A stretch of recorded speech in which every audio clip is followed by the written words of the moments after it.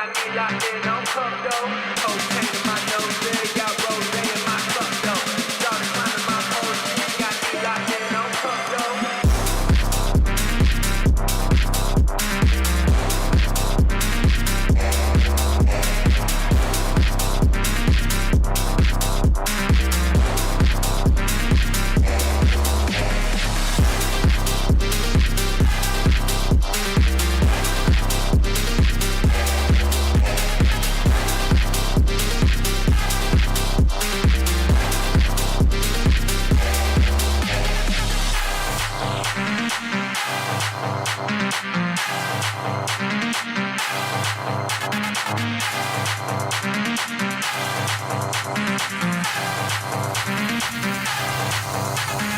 Cocaine in my nose, yeah, got rose in my cup though.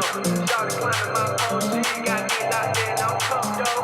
Cocaine in my nose, yeah, got rose in my cup though. Started climbing my pole, she got me locked in on cup though.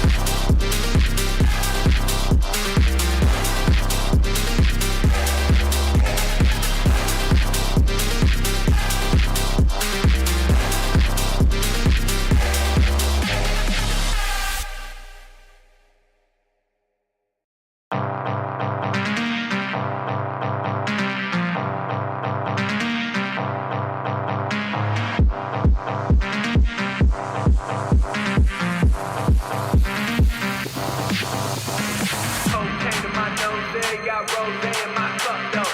Started climbing my pole, she got me locked in on cup though. Cocaine in my nose, yeah, got rose in my cup though. Started climbing my pole, she got me locked in on cup though.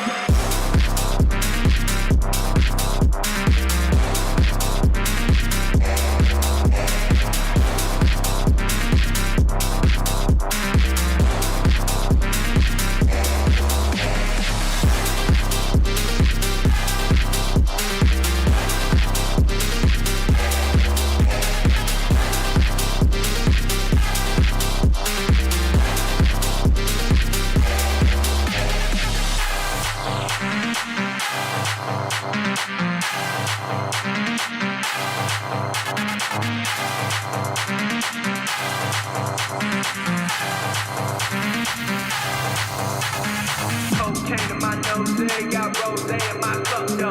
Started climbing my pole, she got me locked in on cup though. Cocaine in my nose, yeah, got rose in my cup though. Started climbing my pole, she got me locked in on cup though.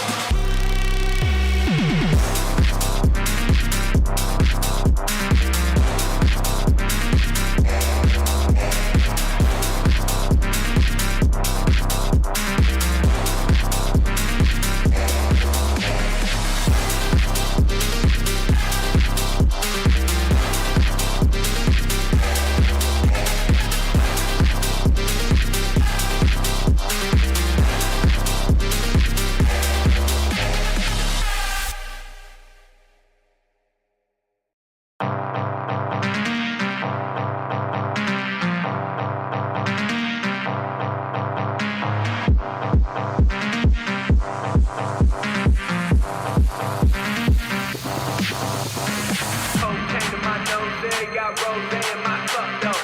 Started climbing my pole, she got me locked in on cup though. Cocaine in my nose, yeah, got rose in my cup though. Started climbing my pole, she got me locked in on cup though.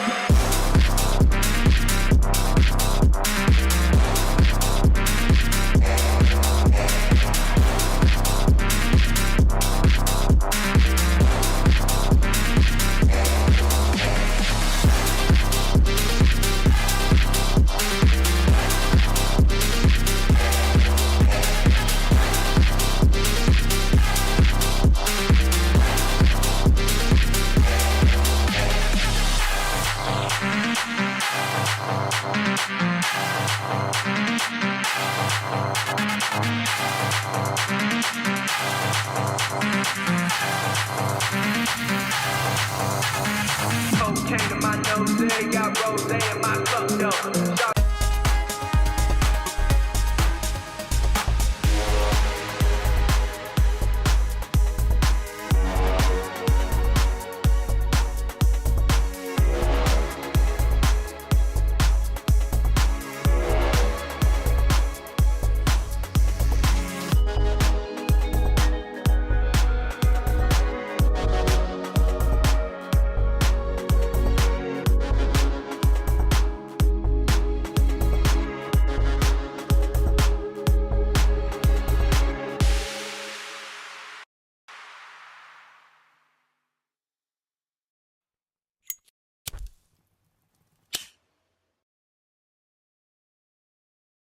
Well, good evening, everybody. It's a pleasure to be back. George Morgan here at your service. It's PSGL, it's Wednesday night, it's Spain tonight as well. Lots on the table, lots of battling. The title contest is still alive and kicking.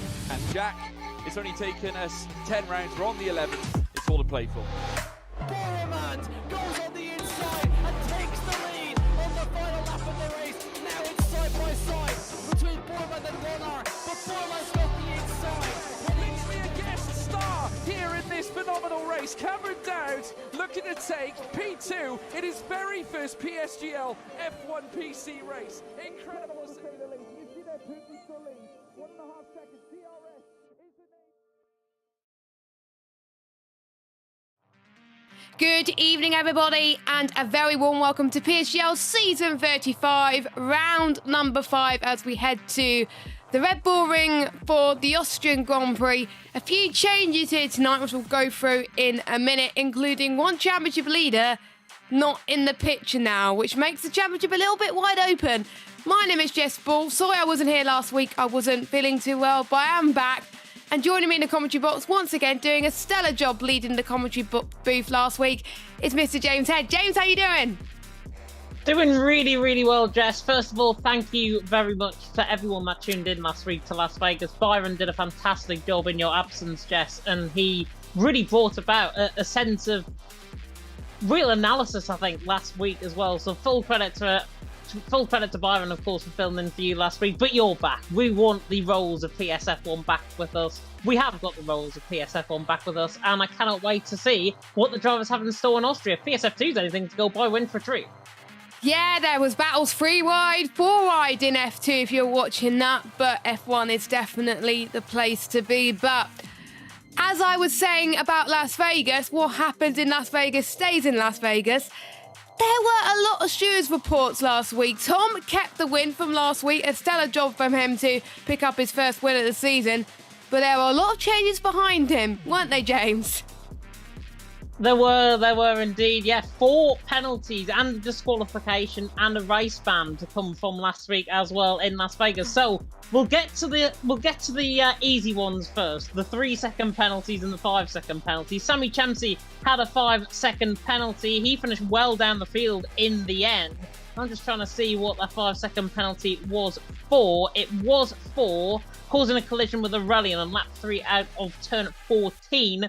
And ended up rear-ending Aurelian through that and causing them to spin. 3-second penalties wise, we had Urpek pick up a minus 3-second penalty, so he got his 3-second penalty removed. Keke the same, Keke in the end finishing in 5th, Urpek there finishing in 8th. Benza having a 3-second penalty added to his time. Didn't actually matter in terms of the race result. Tom, of course, picking up that race when Bolokongan, in fact, inheriting in 2nd. Benza there finishing in 3rd. Still a very consistent run for him. If you're wondering why Benza picked up his 3-second penalty, I'm just trying to find that once again, and I don't seem to have got that. There it is. 2 license points to Benza and 3 seconds added to his final race time. That was for causing a collision. Lap 25, final lap of the race, turns 14 to 15. What did that do to the championship? Well, Max leads the way, but the big important factor is he's only 3 points clear, but he's in PCF2 now. So Max leading the way on 34 points. Urpek now inherits the technical race lead and the championship lead on 31 points. But then you've got Benza, Aurelian, Nando, all covered by 3 points in behind. Bolokongan, Louis Valentine, who's missing out with his race ban. Next week it'll be his race ban if he attends. Tom, and then Markadors. And we were saying just before we came live, Jess, Urpek all the way down to Markadors. If you factor out Max, 15 points covering 8 drivers going into the 5th round of the season. As Jess has been on mute, I think. Yes, I was on mute. Sorry, apologies. I was saying something for like 3 minutes and that didn't work. But yeah, it makes the championship very interesting with the likes of Urpek leading it. Of course, Urpek taking his first win. It was in the 2nd round of the season. Benza just missed out on the win last week. He took pole in Las Vegas. He likes his pole positions, but not able to take the win. But maybe he can do tonight as well. Obviously, we know what Markados can do as well. He just missed out on the title last season. Bolokongan was the one who benefited from the penalties last week. Nando picked up a win in Hungary, again benefiting from a penalty. Aurelian showing that he could be consistent, and that's what we're seeing as consistency is key. And we can't wait to see what everyone can do. Few changes on the grids to tonight, full time. So Sam is no longer in PSGL at all, as in Sammy Chemsey. He's been replaced by OP Wiener full time. He's back in the league, so welcome back to him.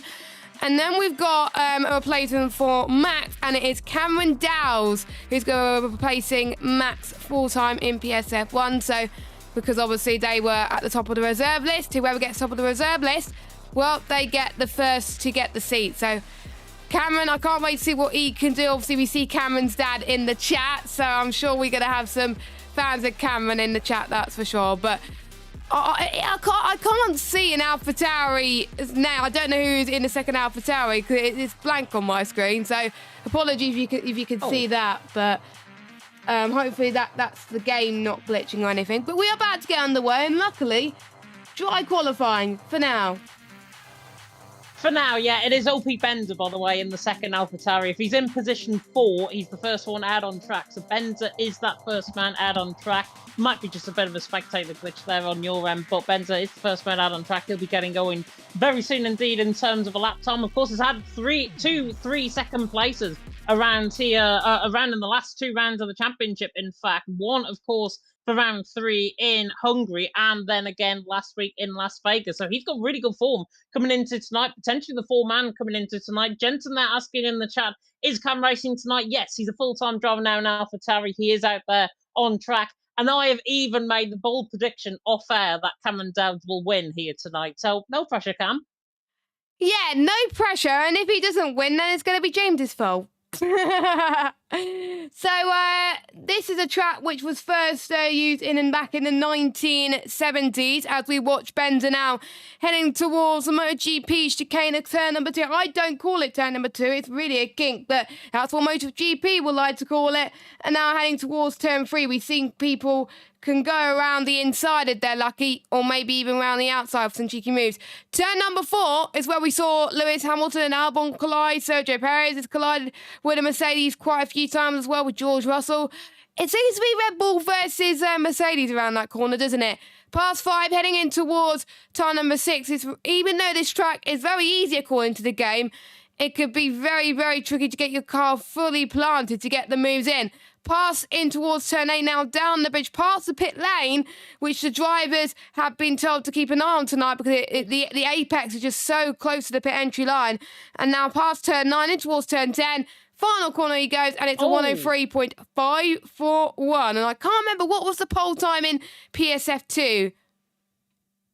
I do not remember that either. I wasn't actually at the end of qualifying for F2 for that one either. So we'll get you back on that one, because this is when on top. Wiener there in second. Big returning factor from him. He's of course an Austrian driver, so he is at his home track quite literally. So Wiener there second. Francesco now going second. My by the way, was from the back. He spun coming through the final couple of corners at turns 9 and 10. He was looking very good up until that point. Bulakonga now going quickest. Kazizel there in second. Francesco in third. Jensen did mention a 1-2-3 for Shazoo. Well, there you've got it. Tom Bulakonga and Kazizel 1-2-3. And Cameron Dowds now making it Shazoo 1-2-3-4. You'd almost think this is Legacy Division, but it's not. Tom out on top, Aurelian in second. Bulakonga there in third. Very good laps coming in, as is a lap time potentially from OP Stefano on the run to the line. He goes into 6th position, 103.3. But look at how close it is, Jess. Tom all the way down to Nando, covered by 0.4 of a second, and we've got top 15 drivers separated by that. So we got Shazoo, F7R, OP, another F7R, then 2 Shazoos, then OP, then Shazoo once again. You could tell it's a team with a tier with a lot of esports teams. They have the passion and the drive to get to the next stage and to be into esports one day as well. Obviously, we had the esports race a couple of weeks ago, so they're all striving to be in challenges for that as well. And Austria is a track where it does provide close racing and qualifying, and it's a track where it doesn't necessarily mean qualifying is important. We did see before penalties, the likes of Tom go from last to first. So that puts pressure on Borat, really. I'm keeping an eye on him to potentially win this race. You said it would potentially be Cameron's to lose.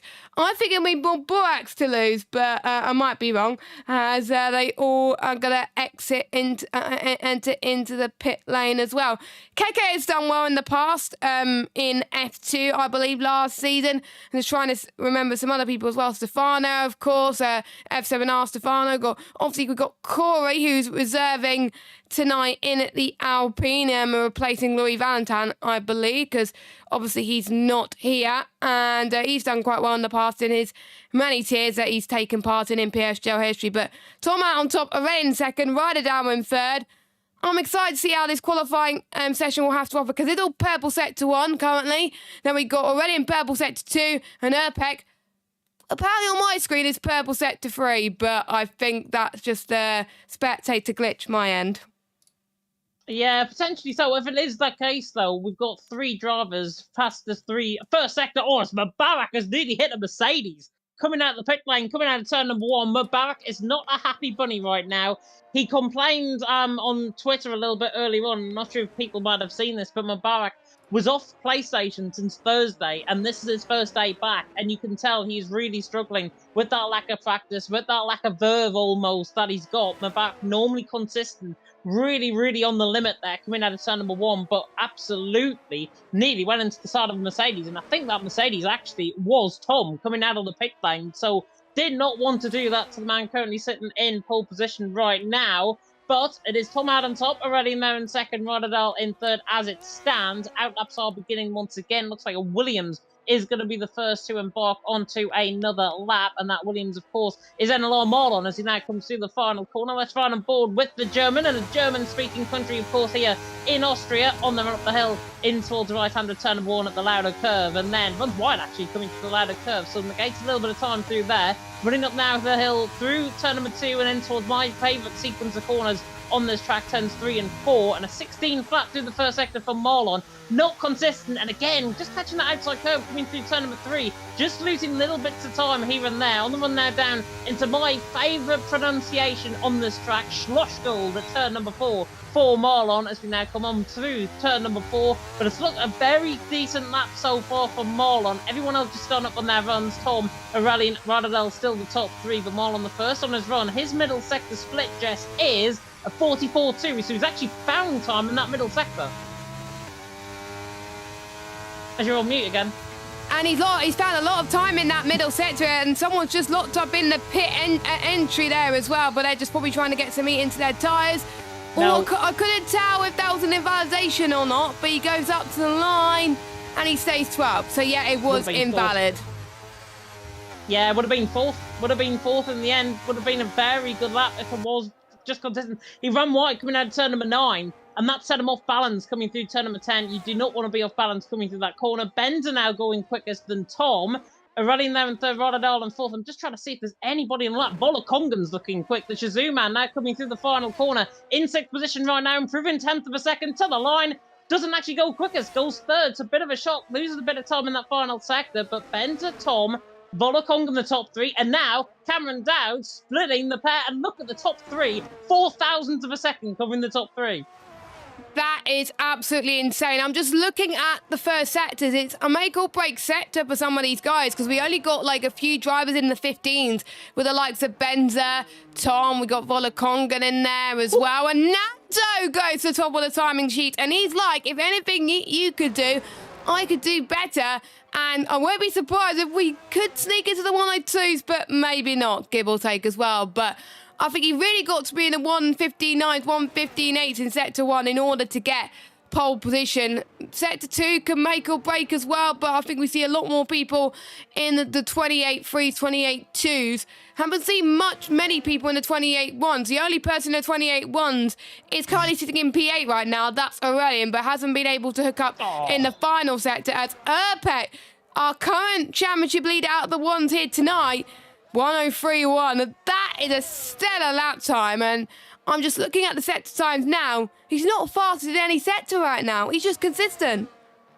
Yeah, you've got to be consistent, though, around this track, and Urpek is definitely consistent. Was on the podium around here, of course, in F2 last season, beaten by Keke, and Keke there's all the way down in 18th position, so Urpek definitely right in the wrongs from Austria last season in F2, and now coming alive once again here in F1. Ron, by the way, was mentioned in the chat. It was a 0.129 for F2 pole position. We were about 500ths of a second off that right now with Urpek. I don't think there's anybody on a lap right now, unless there is. Royderdal looks like he is on one. The OP man in the Haas now coming to the left-hand of turn number 6, and he is on one because he's at 100th up through that middle sector. We'll see what Royderdal is setting. He needs to ideally be a 44-1 in that middle sector to try and find a bit of time, but he can find time though coming through turns 9 and 10. A little bit off centre though through 9, then through the right hand of turn number 10, gets it hooked up very nicely indeed, not like Marlon running wide through there. Royderdal to the line, goes quickest, finds that time. Big lap from the OP man, and the Haas man now goes quickest. Urpek in second, Nando in third, and it's that age-old battle that we've got here in PlayStation right now. OP against F7R at the top of the standings. Yep, they've had a history in many leagues, not just this one as well. So I think this is going to get intense between those two teams as well. Obviously, they had a history last season, and they're going to have a history this season as well. We've got many people out of kilter now doing their main laps now, so we'll see what last week's race winner can do. Thomas, he's about to set up on his lap time, but we'll see what I think, because he's always in the middle of his lap. So let's go on board with him. Pass in towards turn 7. He looked very comfortable in the first sector. He got blocked a little bit from the Aston Martin, and he's invalidated his lap. So scrap that from Kazizel. He unfortunately is not going to improve. So I think Tom will be next, heading towards turn number 2, as he's going to get a bit of a slipstream from another Aston Martin, believe it or not, in towards turn number 3. But he seems very he's a few 100ths down on his previous best, so he's not looking too comfortable right now, but he always loses that time in the middle sector. He needs to get, I think, about a few hundredths to even be within, I think, touching distance of pole position, and that's how close it is in PSGL PSF1 currently on PlayStation. Pass in towards turn 6 now. We'll see what his middle sector is in just a moment. As you can see, the hills were alive here in Austria tonight. Yeah, he's not improving at all, is he, James? He's just lacking confidence currently on his first lap. So I wonder if he's saving his best for the final lap, unless he puts in a very good final sector. Heading towards the final corner. Is this going to be a final sector of dreams? Oh, yeah. He's found time in that final sector, but what could it have been for him? I think that could have been pole if he improved in the first 2 sectors.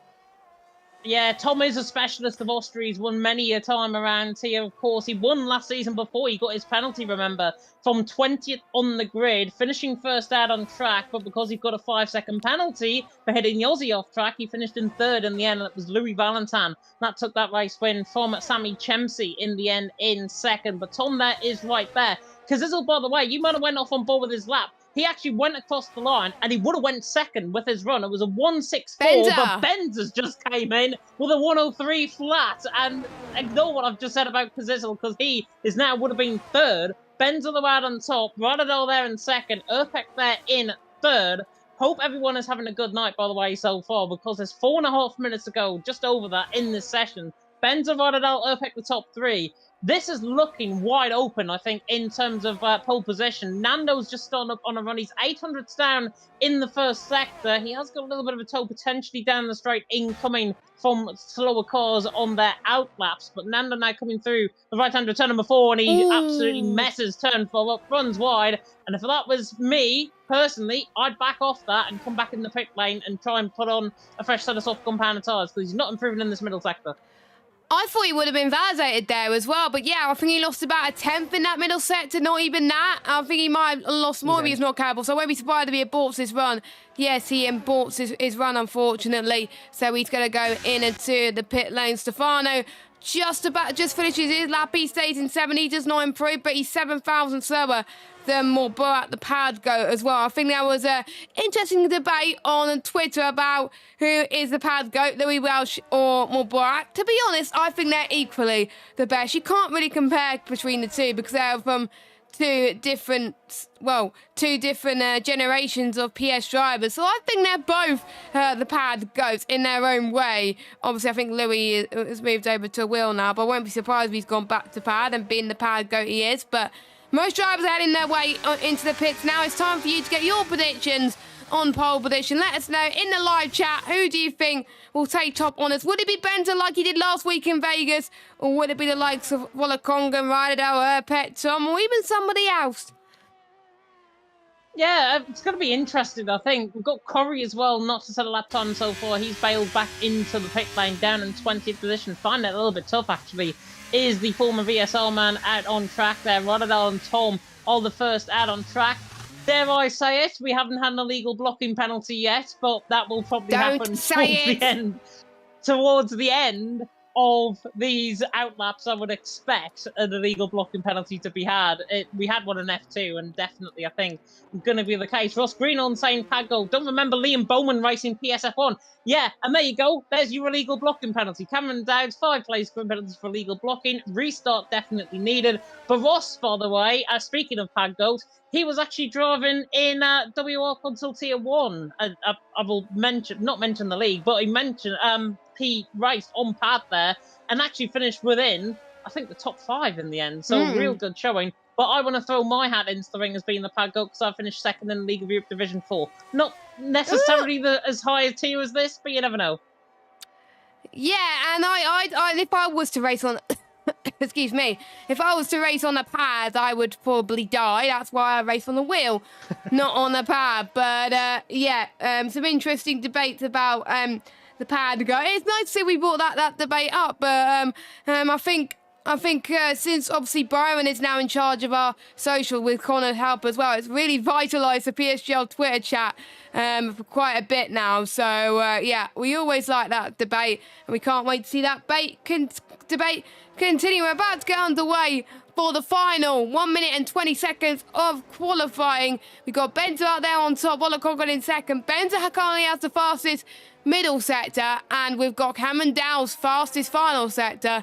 Couldn't quite see who got the fastest first sector, but I think the first sector is quite close out of anyone so far, as Ryan has got a 5-place grid penalty for illegal blocking. So yeah, that's definitely going to be a restart there. But let's watch Ryan out, as he's going to be one of the first people, I believe, to set a lap in this final part of qualifying. He's looking quite good so far.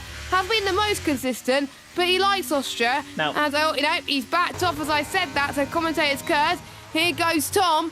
Let's see if he's going to be improving on his lap of 59 in the first sector, so he is not improving at all. So unless he has miraculous middle sector, unfortunately, it may not be pole position for the Mercedes driver. Wow. 44.1 middle sector. That is not a purple, but it is definitely an improvement from what we've seen before. I think his teammate. Oh, something's happened in the background. Tom's invalidated.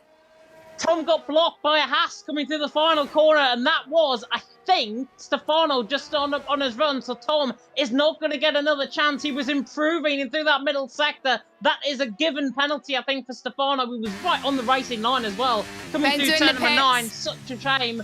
Benzer's back in the pit lane, as you mentioned there, Jess. Wolakonga down in the first sector. Jerona's improved to third. Cameron Dowds there going into fourth. Rotterdam has crashed as well, coming through turn number 1 after invalidating his lap. But Erpek is looking good. Erpek was quicker than Tom in the middle sector. 44.135 in that middle sector. Let's see the F7 man on the run to line. Wow. He goes quickest. 103.042. It's 5,000ths of a second ahead. Wolakonga is in the wall, coming out of turn number 5 after making a mistake through there. Jeroen is done. Same with Rotterdam. Tom is done as well. Mubarak's got no front wing. Stefano's not improving. Nando's not improving. Anybody else improving? Kazizel goes 6th. Big lap time there from McLaren into P6. He goes in the McLaren. Cameron Dowds there, down in 7th. Looks like I think everyone is done. Francesco's the only one out there. He's down, though, in the middle sector. 44.3. Nowhere near what we've seen with Erpek. He's not improving. Now, the Alpine on the run to the line. He goes 18th. He does improve, actually, his lap time, but not improving his position. Erpek there out on top. Benzer in second. Wolakonga in third. What could have been, though, for Tom? He's down in 11th in the end. Stefano in 13th. Stewards are definitely going to have a look at that blocking. Yeah, I think the stewards are going to be looking at quite a lot of things during that qualifying session, but it is Erpek that could take the championship lead tonight if he wins this one, and he's definitely put the lap of dreams. 5,000ths of a second separating Erpek and Benzer, your top 2. And Wolakonga in third as well. It's still quite close. And by the way, just to put into perspective, Top 19 drivers separated by less than 0.4 of a second, James. Welcome to PSGL PSF1. Yeah, Joel's certainly going to be tuning in for PSF1, I think, a little bit longer. But look at that. Top 8 are covered by 900ths of a second. If that is not an impetus to watch this race, let's find out. Urpek though out on top, from Benza there in second, Volokongan there in third. Fantastic lap times by all of them. Of course, we do have that 5-place grid penalty for Kemendans. That will get removed. Wiener, by the way, back in fourth. The Austrian, the only Austrian in the field, they're in fourth. Your own there in fifth, Kazizl sixth, Cameron Dowd seventh, and Rally in there in eighth. Rolls ran off the top 10. And it's Tom, Mubarak, Stefano, Nando, Ryan top 15. Again, that 5-second penalty will get removed. Marlon, Keki, Francesco, Stefano, and then Corey, the final driver out on track. And yeah, as you mentioned, they're just less than 4/10 of a second, covering the 19 drivers. But while we get our illegal blocking scenario sorted out, and looks very overcast on track, let's go for a word from our sponsors from GTM Mike.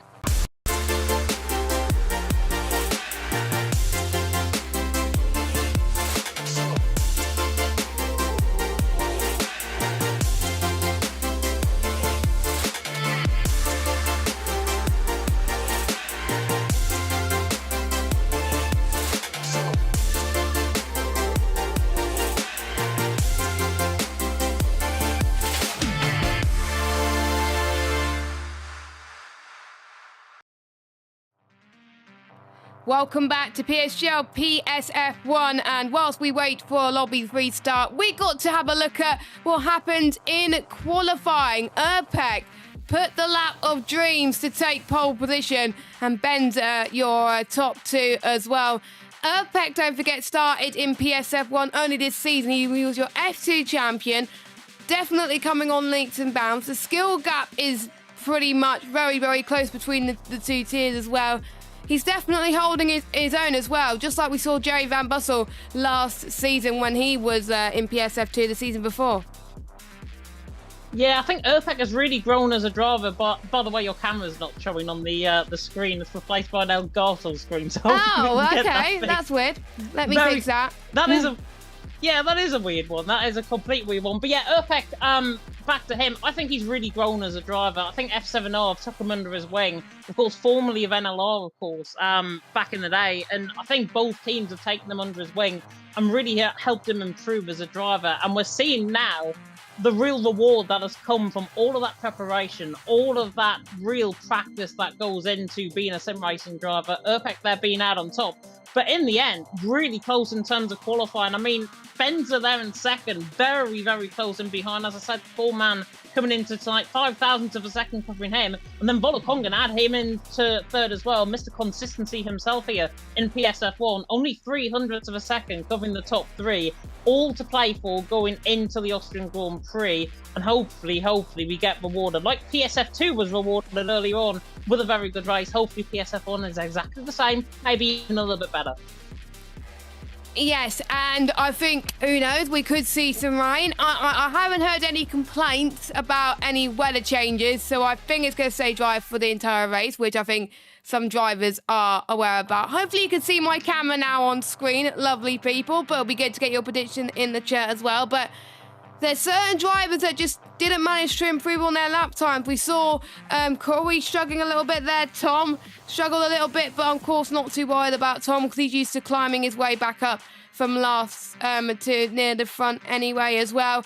Obviously Ryan struggling. Markados, I think, was one of the biggest shocks going into this qualifying session. I wasn't expecting to be where he was as well. So I think some big names up near the bottom, and it's just a huge shame to see those. But some huge surprises as well. Who knows? I still think we could see some surprises on who we think is going to win. I think the driver that's got pole is not going to win this one. I really do, because the tyre and the slipstream is just so huge around Austria. Yeah, it's not like Monaco where you can get away with it and qualifying on pole position and get away with it there. It's such a unique track, I think, Austria. It really promotes overtaking. It promotes a lot of great racing throughout as well. And I think we are going to see somebody from further down the field come in. Cameron Dowds, maybe, just throwing my prediction out there in P7. Nando, I think, is an interesting one from P14. I think he's definitely one to watch out for around here. Same with Markadors further down the field in 10th Tom after getting blocked by Stefano. That's a talking point from qualifying. I'm sure there'll be a penalty given potentially to Stefano. Stefano will argue, though, that he didn't see him coming in as wing mirrors, and it's so fast coming through turn number 9. I can understand his argument, but, and again, he was on the racing line, so I think potentially a penalty coming his way. But Overtaking being out on top, I think, is a good thing. But, of course, with the overcast conditions that I think this race is going to begin off with, it looks like it is going to be put on overcast for the entirety of the race. So we're not going to see any wet compounder tyres, which is good. But what we will see, though, is potentially a difference in strategies. Now, with it being overcast, I would assume everyone will start on a set of hard compounder tyres, last for around 18, 19 laps into the race, and then put in for a set of mediums. It's my strategy around here. It is the sim racing strategy, quite literally around here as well.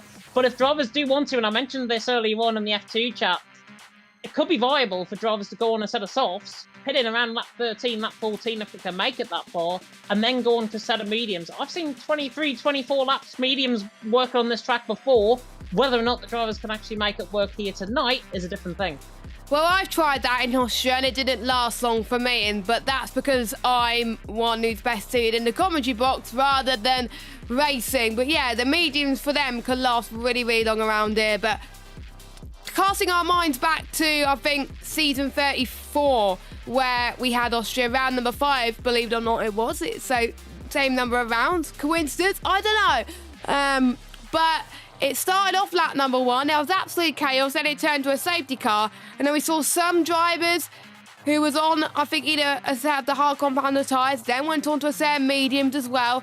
They were able to climb their way through the field and then put onto another set of mediums for the end because they've already used a set of hards, so they don't have to use a set of hards again. So they could have gone on to mediums.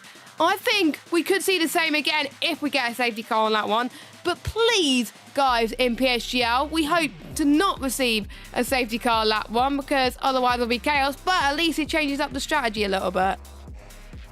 Yeah, it definitely does. Drivers already up, by the way, in the lobby, which is always good to see. And that means everyone is now going to be on tender hooks, getting the popcorn out, I'm sure, for this great race that we're going to have, of course, here in Austria. I've been told as well that it is going to be a dry race. It is going to be overcast for the entirety of the race, so it means drivers will have that in mind, will have the strategy in mind, and will also have a lot of ERS and DRS management in mind as well. But it's going to be interesting. OPEC there out on top, Benza there in second, 2 Italians at the top end of the field. We've got the homeboy Hero and Wiener starting P4, Volokongan separating those, Cameron Dowd in 7th, Kazizel in 6th.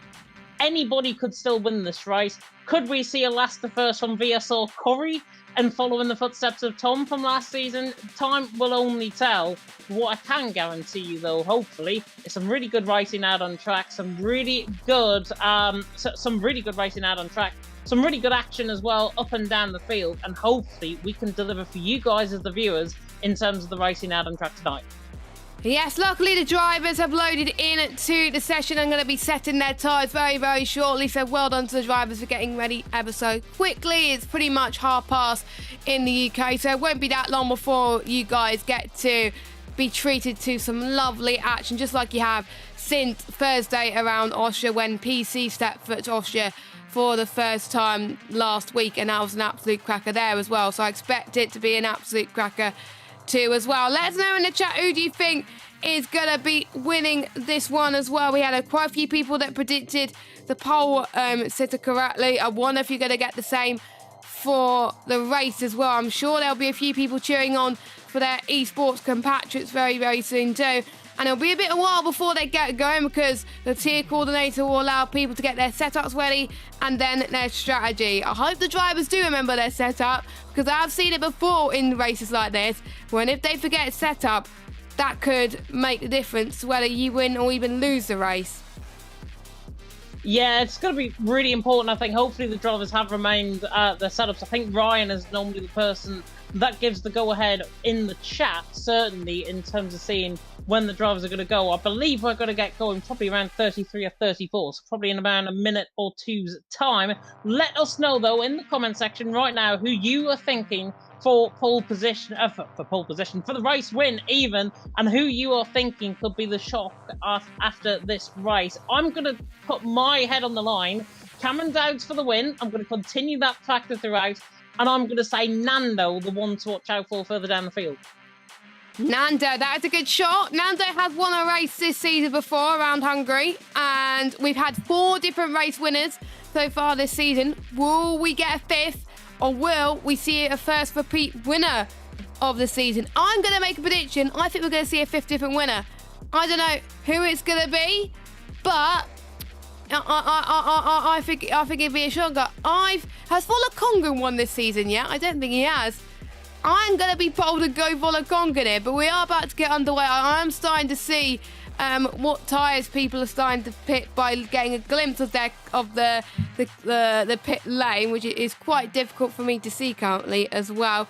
And Liam saying in the chat, James, that's a bold prediction. Masibala saying Keke clear, and Matteo saying Keke will win. I don't know if he's even racing. Yes, he is racing. Can't remember where he's starting on the top of my head, but you never know.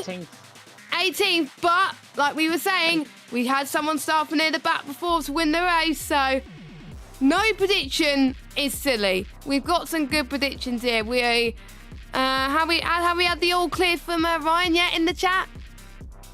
Not quite. Corey has mentioned, I'm not going to repeat what he said in the Discord, but drivers are needing a break, let's just say, before we get going out on track. Wow, it is quite funny what they're I think I know what you mean now.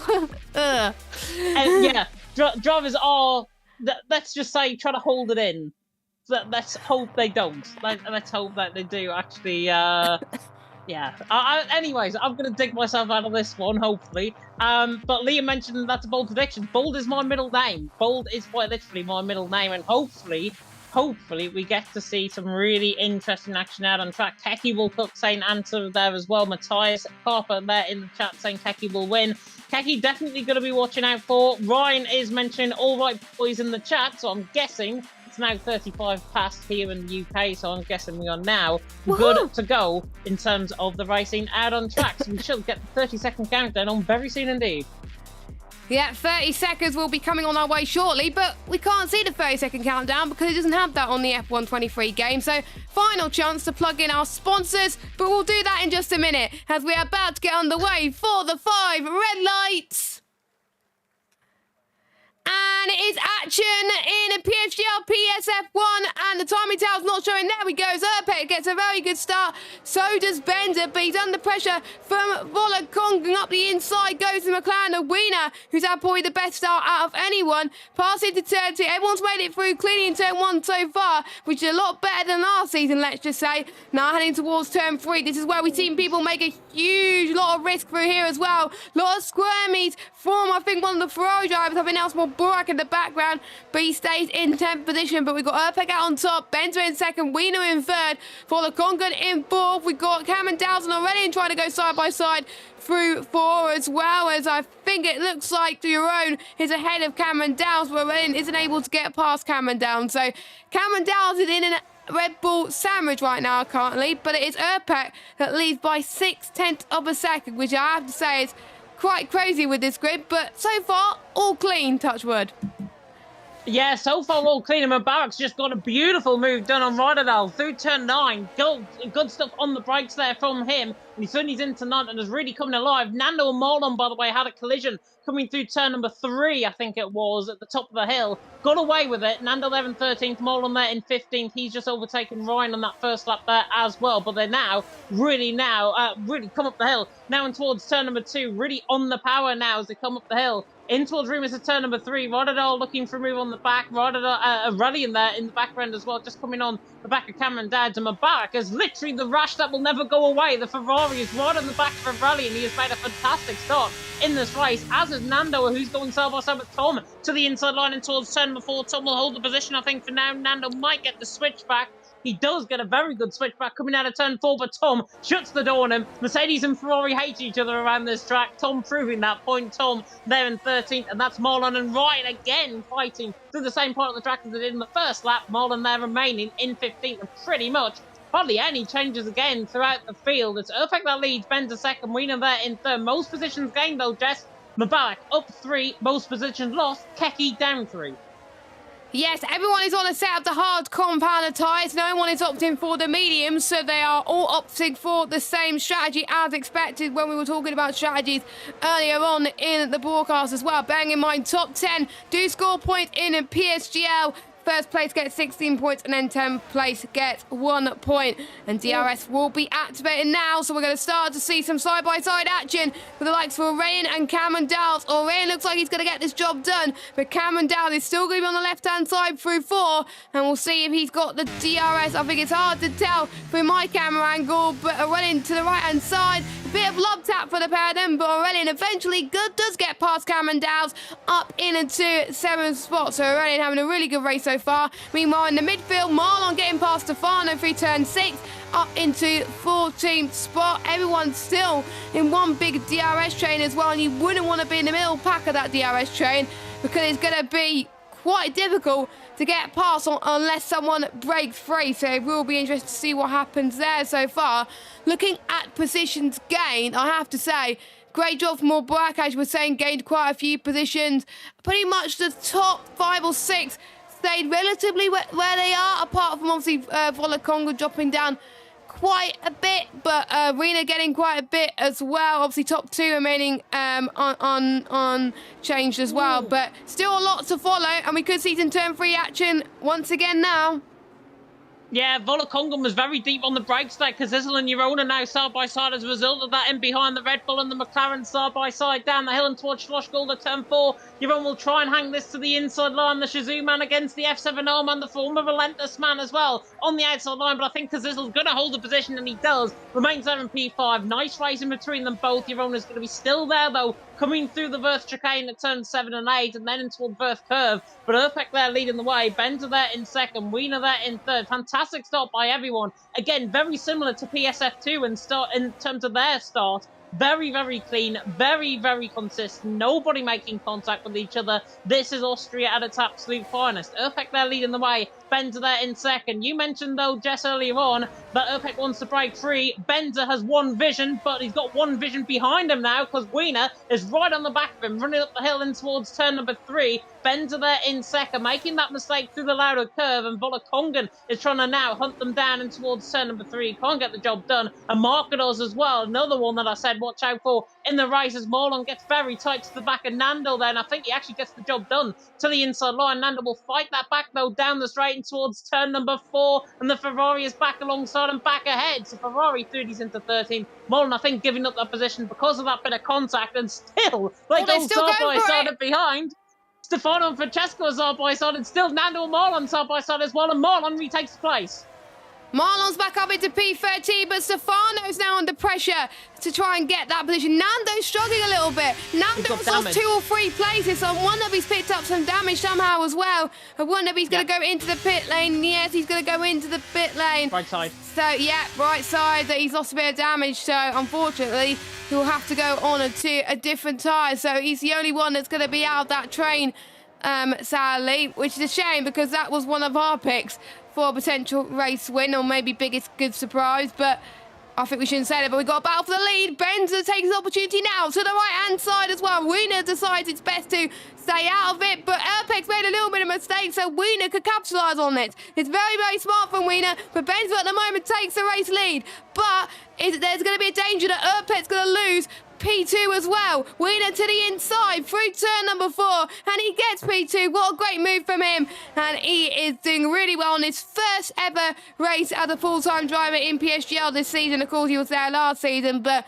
this is a new man, Wiener. I wasn't expecting this sort of pace after what we saw last season. Absolutely incredible job. He's like a revitalised since becoming full-time in PSF1.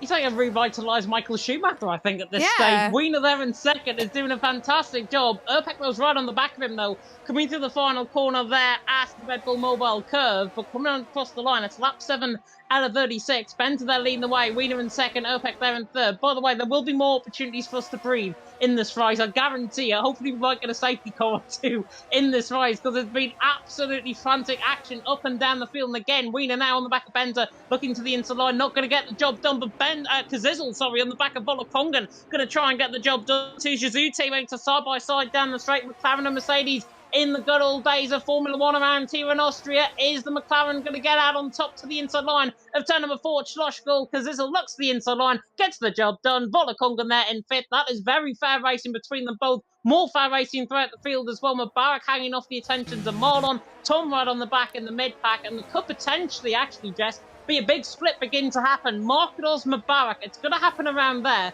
10th, 11th position. If one of them loses DRS to each other, it's game over for everyone else in behind.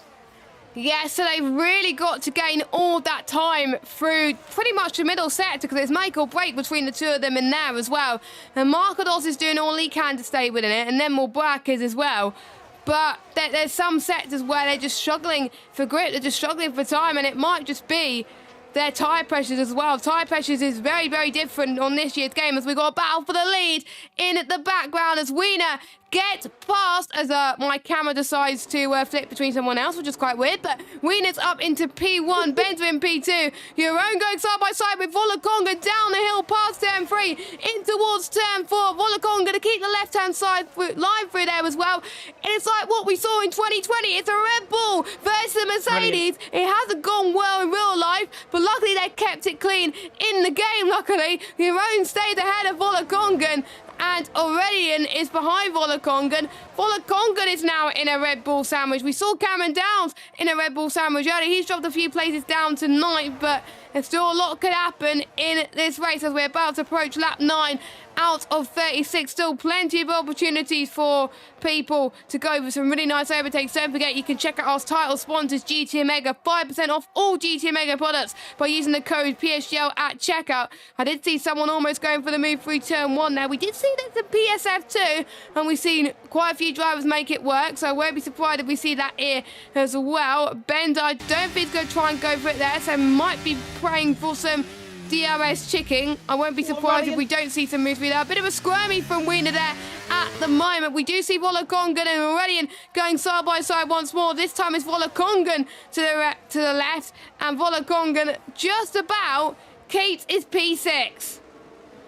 Just about. Former teammates, of course, Aurelian and Volokongan back in the day. Aurelian an F1 Esports Challengers man in 2023 as well. Volokongan really now, really one of those underdog drivers that's really hitting onto the scene here on PlayStation. He's there in 6th position, Mr. Consistency himself in P3 in the championship right now, but Aurelian's going to give him a very, very hard time. Both of them, as I say, formerly in Team Shizou, when they were next to each other. Volokongan and Aurelian do like each other, promise me, but out on track, it's going to get personal between them both, and I'm all for it, because if it continues to be clean, fair racing, I really want to see that, and I really want to see all of this racing happen till the end. But here's Bender again, on the back of Wiener, coming down the straight, in towards turn number 3. I don't think he's going to be enticed, though, by a move in towards turn number 3. Volokongan and Aurelian round 3 potentially is actually Volokongan's going to go for a move around the outside of your own. Oh, and there's a bit of Constantina actually with Kazizel just in front, and Volokongan manages to get a loop around the outside. He's about a quarter of a car length ahead, but Jeroen now fighting back grimly. 18% of ERS at disposal to the inside line at Schlossgall through turn number 4. Volokongan with double the amount of ERS forced out of road, and Jeroen hangs on to P5. Volokongan and P6.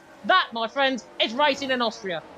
Welcome to Austria, where the hills are alive with the sound of music, and this is some great stuff between, I think, this midfield pack as well, and they're all so bunched together. Even Cameron Dow's in the back of this fight as well. All it takes is just for one driver to make a mistake, and again, we will see that Constantino effect as well. So I won't be surprised if we start to see some people saving battery. Have we got a spinner? That is Nando, who's had a moment through to the exit of turn 4 in the background. You can see on our mini-map. It's a shame for him because he was the one who had some right front wing damage, unfortunately. But we could see a change for the lead once again, heading towards turn number 3. But look at this, Erpek trying to go for it. Sorry to cut the camera there, but there was just so much going on. Urpek stayed in P2 for now. He was going to challenge once again, but Benz is going to try once more. Through turn 4, he's going to go to his right-hand side. Is he going to keep his line through 4 and 5? Now they get a 5-second penalty. I won't be surprised if he retires the car. Yes, he does. Is Urpek going to get 2 into 1 car? 2 cars into 1 corner. He's going to try at least, but it's going to be very, very difficult indeed. Urpek keeps P2 there. What is this battle that we are seeing between Urpek and Benz? It's still going to go on up the hill and towards turn 9 at Verth Curve, but it's still absolutely tenderhooks. As you mentioned there, just Nando out of the race. I'm not surprised he's retired after that bit of contact. I think it might have been with Marlon, if I'm not mistaken, from early on in the race. Right side and plate damage on the car. Very difficult to recover when everyone is going absolutely hammer and tongs in front and there's no mistakes on the horizon from anyone. Just said that, though. Benz has just made a mistake coming out of turn number 1. Nando's car pulling off to the right-hand side because this will come in at the back of Benza. Benza coming at the back of Urpek. Urpek coming at the back of Wiener. Nearly side-by-side are coming through the right-hand return number 3 at Remus. And it is side-by-side actually between Cameron Dowd and Markedos. And how I like to see these two battle. Former PSF3 drivers back in the day in season 30, my first season of commentary, and Markedos is going to try and loop it around the outside of Cameron Dowd at turn number 4, the German and the Scotsman side by side, but Cameron Dowd, the PCF1 podium sitter in Spain, now Fooney's into P9, Markedos there in 10th. But it's a little bit of deja vu to my first season of commentary back in PSGL between these two battling. I'm all for it. And now, coming into the clutches of both of them, is Rotterdam, because Rotterdam's very slow all of a sudden. And Cameron Dowd and Markedos are like the rash that never goes away. It's not going to be that long, by the way, before these hards start to degrade a little bit, and who has possibly chosen a setup which helps with their tyre wear, or maybe there's people running a bit too much high tyre pressures here in Austria due to these overcast conditions that we see ourselves into currently at the moment. Urpek may try and go for another move once again for turn 3, but I won't be surprised if he saves a bit of battery. I'm just looking at his battery right now. He's hardly used any. He's, I think, around about in the 80s currently. We know hardly used any as well. Same with the likes of Benza. The top 4, I would say, is managing their ERS battery absolutely perfectly. And that is going to come into clutch later on as we got Markedos and Cameron Dowd fighting once again. And apologies, by the way, the camera angle is absolutely rubbish. But Cameron Dowd gets past Markedos, back again up into 9th. Great fighting between the pair of them as there's... Oh no! Markedos has hit the wall. He's out the race. And there's going to be a safety car. Yes, safety car deployed. Commentators cursed Mr. James Head. That is so unfortunate. He did everything right, but he got so far wide coming out as everyone's going to be bailing into the pit lane, going onto a set of mediums. What he did there, they were side by side coming through the corner. Markedos has gone, I think, a little bit too quick going into the corner on the outside. Cameron Dowd did give him room on that outside, so fair play to Cameron Dowd. But in the end, it's Markedos' own fault because he's gone so far out wide and got on the mark.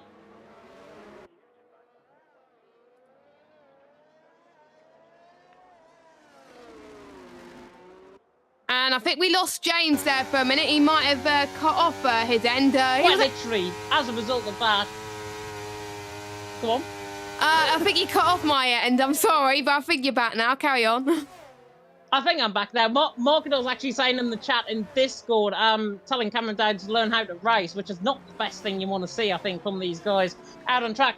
But for me, certainly, from my camera angle, because I was on board with a wide shot coming out through turn number 6, I don't think Cameron Dowd did anything wrong there. I think Markedos was the one. He basically took too much speed going into the corner. And the way he's took too much speed, he's got caught on that outside curb, caught on the marbles. All of that's just added into one. And unfortunately for him, he's just spun. If there was contact, it's very, very unlucky contact. Didn't deserve to be contact. There might be a penalty coming his way. It'll be very harsh if it is. But Markedos and Cameron Dowd, up until that point, they were fighting tooth and nail, which is what we want to see. They should be both proud of that battle that they had, but unfortunately, all good things must come to an end. As you're muted again. I think, unfortunately, I was riding on board with Markedos, and I couldn't quite see the action that was happening behind as well. It was quite tight, so unfortunately, we couldn't quite see that, but obviously, when they report it to the stewards, they get a clear indication as to who's at fault, because the drivers have to send their POVs. They can't see it on stream because we see different angles, so the drivers will have to submit their POVs on that one. Marlon has gone into the pit now. Interesting. Not what I would have done. And I'm speechless. What is he doing? he's going on to another set. Oh, he's gone on to hards. Hards? Oh, from wing change. That's what he's getting. From wing change. From Marlon. So I wonder if he's hit somebody underneath the safety car. And if he was, I'm going to have a look at that and see where he was before he came into the pit lane. He was behind Curry. So it might have been him into the back of Curry that has caused that damage. Unfortunately for him, he's in the pit lane. But a set of hard compound of tyres must mean just one thing. He hasn't got another set of mediums left.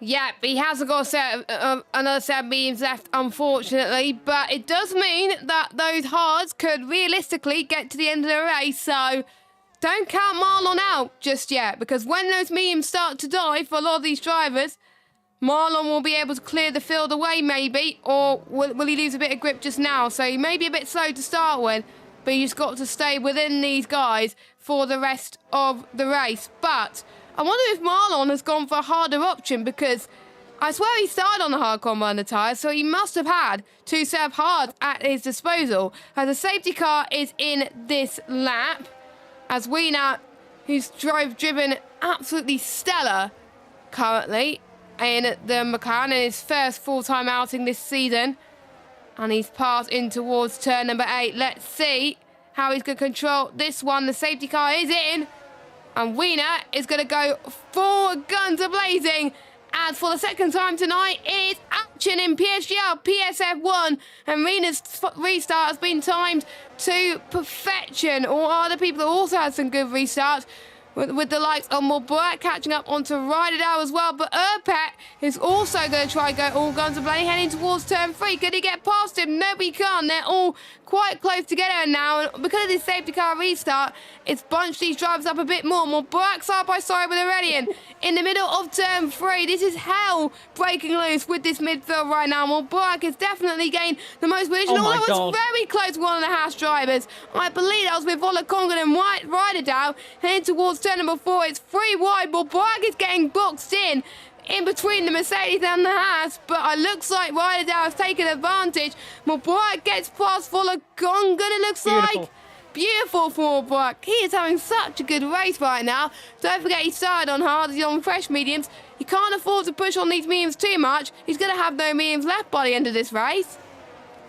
Yeah, Liam, by the way, saying Rodadell how did Mubarak hold that from being boxed in coming through turn number 6? Marvellous driving, in fact, between both him and the Shazuman and Volakongan. Fantastic action to see out on track. And again, they could go once again side by side, run up the hill in towards turn number 3. Somebody that is there was Benza right on the back of Urpek to the outside line in towards turn number 3 at Remus. Tries to go all the way around the outside, nearly forced off there, as per Verstappen and Leclerc in 2019, but Benza now on the back foot running down the straight. He's using a bit of EIS, he's actually coming back at Urpek in towards turn number 4, trying to turn a negative into a positive. Can he get the job done? I don't think he can. Urpek holds the inside line, he's got 3/4 of the car ahead, and he holds the second for now. And Aurelian and Volakongan, I did warn they were going side by side again. They are, and Aurelian now ahead of Volakongan, who is dropping down the field slightly. Still a very good race from his perspective, but Wiener out in front, the homeboy hero leading the halfway stage here in Austria.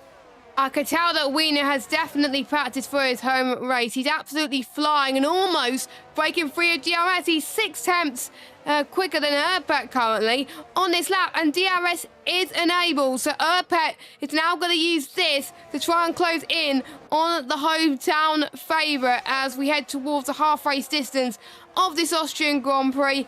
And the front guys have driven an amazing job so far. This is looking good for McLaren, by the way, in the Constructors' Championship. McLaren not looking too good since then, on 15 points, I believe.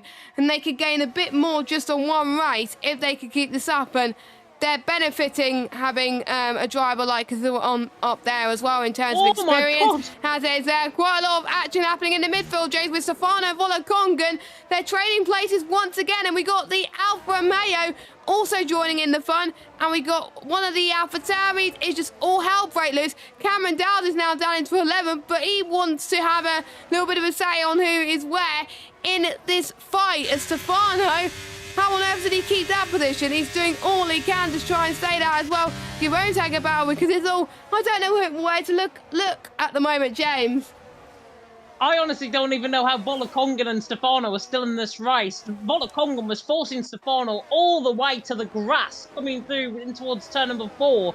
Luckily, chose that racing lines just before the corner came up. If not, that could have ended up in absolute disaster. And we would have been saying, well, there was a crash down the straight and it could have been avoided. And for now, it was avoided. But if they continue like that, and if that battle gets a little bit more aggressive, that is going to be very much curtains for both of them in terms of their race.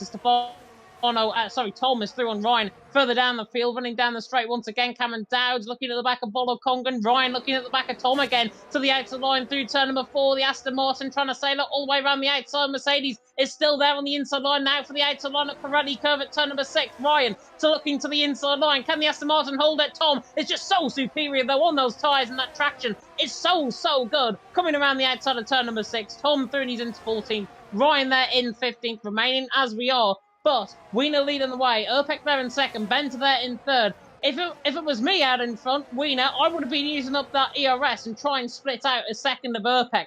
You do not want Erpek and Benza behind you, and you do not want Kazizel behind you, certainly, within a second of you, because Wiener is just going to be absolutely trampled upon later on in the race when it comes to ERS and DRS management. But he's holding on very well.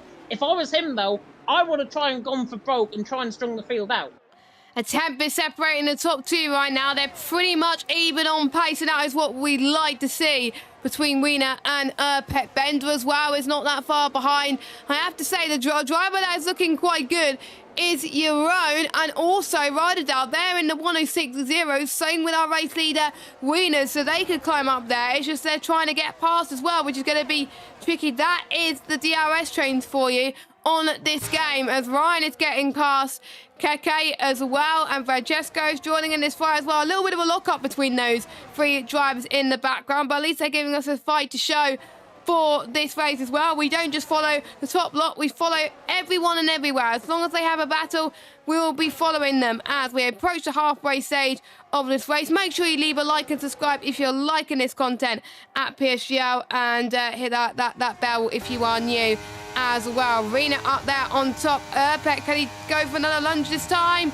Up the inside. Nope, he's not going to do it this time. Cameron Dowd up the inside line of Volakongan, though, halfway down the field, 10th and 11th position, both in the same team. Not in the same team, though, out on track. Mercedes and AlphaTauri side by side. Corey is getting into this race as well. He might be on for point-all finish. He's there in 12th position, undercut everyone, I think, in the pit stops because of double stacking. And Corey now in P12 is right there or thereabouts. The bot Tsunami, by the way, asking me in the chat, do you think he'll win? His pace right now, Benza, is looking very, very strong. He's there in third on the back of Erpek. He's got 98% of ERS. Erpek has got 97, Wiener's got 97, so they're all very even in terms of the ERS split, because this will just at 1% lower than Benza as well. Benza's looking quick. My fear would be, though, I think he's got a quicker driver ahead of him in Erpek. Erpek is looking very, very good down the straight, and Benza, just saw there, coming in towards turn number 1, Erpek just used up a tiny little bit of pace. And now, is he going to use up more pace on the back of Wiener? Coming up the hill in towards turn number 3 at Remus. Is he going to wait him behind, or is he going to go for the move? Driver's instinct takes over for the inside line and gets the job done. Down in towards turn number 3, but Wiener gets the up and under, and it's going to be side by side down the straight. And Wiener now has got the DRS on Erpek, and Erpek's now going to have to fight this as if he's never fought a battle before. And Benza looks to the inside line as well, but Wiener now retakes the lead. Erpek there in second, and Erpek still trying to find a way through if he can, but Wiener there leads. Erpek there in second, Benza there in third. As I was saying there, Benza, my fear would be he's got a quicker driver ahead of him, and that quicker driver is Erpek. Yeah, Erpek is definitely the quicker driver, but I think don't count out the lights because they're on your own. They've really come on fire here today as well. I think we've just seen massive improvement from drivers that we weren't expecting to be up there, which is great to see, and it's really going to shape up this Drivers' Championship like no end. Who knows? We could see a 5th different winner, and the only man who could stop getting a 5th different winner this season is Urpet. Because let's get Urpet run round number 2. He won Qatar, and it looks like he's going to take the lead of Wiener in this lap then, just before he hits turn number 3. And look at this, Bender is on the upper hand as well. He tried to get past Wiener to the right-hand side through turn number 3, almost forced wide. Look at Kazizel there, joining in the fight. This could be 3 wide down the hill, heading towards turn number 4. Urpek is absolutely loving this, because 3 of them are going side by side. We've got a yellow flag, that is Marlon that's gone off the circuit. We've got a virtual safety car that's neutralised the field now, but we can breathe now. Urpek leads. Bender gets second place back. That was an instant, by the way, with Francesco. Francesco's got left side end plate damage on the car in the Alpine. Disappointing from him. Marlon's got no full wing, which is why the VSC has come out on track. I didn't quite see what happened, actually, in the background. I can only assume, because it's a Constantino effect in towards turn number 3. What I think has happened is Marlon's just gone down the inside of Francesco. They've lent on each other coming out of the corner, and therefore both of them spun on the outside curb, and Marlon in the wall, Francesco there in the wall as well. I'm sure the POVs will tell better, but Francesco and Marlon both into the pit lane, both a bit damaged, and Stefano is into the pit lane as well. Ooh. Stefano is into the pit lane. I wonder if he hits somebody underneath the VSC as Marlon picks up a 5-second penalty for speeding into the pit lane. I wonder if that's his night done, but Stefano is in, and he is onto a set of medium compounded tyres, so that's interesting. He's going to lose time. He's miles behind now. He needs a safety car, ideally, to get back in this race. He needs a safety car, that's for sure. And DRS is enabled. He's lost all that time. To be honest, no offence, I don't know how he's going to gain it just by being there. That's probably a worse decision currently, but safety car is in. Well, the VSC has now ended, and Urpek still leads, and we've got the 2 McLarens that almost got Bender there in towards turn 4 and 5. And look at Jeroen. I did say watch out for Jeroen in this race. He is catching like a house on fire, and he's just waiting for all hell to break loose in order for him to make moves. I think he's just being a very patient little man in that Red Bull, and he's hardly used any battery. He's on 94% of ERS, where everybody else pretty much on at the same currently as well. I wonder if the 2 McLarens could work together a little bit there, because don't forget they are teammates after all in the constructors now, who are looking to score some decent points. Kazizel, well, they can't afford to fight too much heading towards turn number 3. I don't think DRS is activated just yet. Bender tries to get the lead from Urpek in towards turn number 3. Doesn't like he's going to get it this time around, but Marina looks like he's going to get P2 off of Bender once again. That, like I said, 3-3 is so powerful. Can any of them take the lead off Urpek? The answer to that is no. Through turn number 4, they're just forced to follow each other through these sections of corners. It is a short track, but it doesn't mean it's an easy track. It's just so hard to overtake at times with this big train. The only ones not in this train are Stefano, who had to pit for no reason, Marlon and Francesco with damage. Everybody else still has a realistic shot of winning this race. And I did say track limits could be a factor. We haven't received any single track limit penalty, touch wood. Yeah, we haven't. Marlon's the only penalty that we've had so far, and that, of course, was speeding in the pit lane. Bod Tsunami there saying in the chat, what's happening with Wiener? He's lost so much pace, he has. But there's an element of control, I think, about Wiener right now. He's there in P3, he's got less ERS. But what I think he's going to do is now, with Bender on the back of Urpek looking to get the move done, if Wiener gets this job done on the back of Urpek as well, his intention is clear. He wants this race win, and Bender now tries to block Wiener. And this could be OP tactics and maybe a little bit of OP collusion beginning to kick in. We've already had one instance this season about it with Louis Valentin, but Wiener on the back of Urpek now running down the circus 3-1 towards Sloshko. Not going to end well. How on earth they've got away with that, I do not know. Benton's now getting that done by Kazizel in behind as well. Wiener, though, and Urpek side by side, and Wiener gets the race lead. Urpek there in second, Benton there in third. How on earth that didn't end up in the wall and a safety car being deployed, I do not know. Full credit to everyone for car control there. To be honest, I don't even know how they ended up like this either, James. I think that is absolute magic. If it was me in the car, I would have ended up in the wall. So fair play to them. That just shows how high caliber a grid that we have here on the top tier of PlayStation. Hopefully many more races to come at that as well. On lap 27 of 36, Wiener still leads, but for how much longer? Urpek could try once again for the race lead.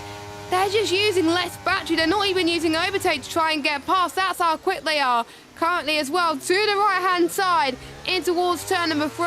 And it's still getting quite overcast up here at the moment, which may find it quite difficult in terms of tyre temperature. Pet to the right-hand side. Oh, my God, it's going to be free wide into towards turn 4.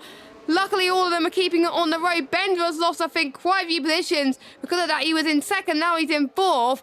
Wiener's in second now. Urpek takes the lead from Wiener because it's all up into third. And look at your run. Where did he come from? Amazing. Up into 4th, through turn 6. He's literally the silent assassin, I think, right now with Jerome. He's there in 4th.